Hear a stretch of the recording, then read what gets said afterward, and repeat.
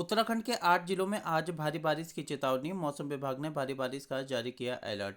बृहस्पतिवार को सुबह 9 बजे मौसम विभाग की ओर से उत्तराखंड के 8 जिलों में आज भारी बारिश की चेतावनी जारी की गई है। मौसम केंद्र के निदेशक विक्रम सिंह के मुताबिक दून के साथ ही नैनीताल, चंपावत, टिहरी, हरिद्वार, पौड़ी, बागेश्वर, पिथौरागढ़ में बहुत भारी बारिश होने की संभावना है। वहीं उत्तरकाशी, चमोली और रुद्रप्रयाग जिले के कुछ स्थानों पर भी बारिश हो सकती है।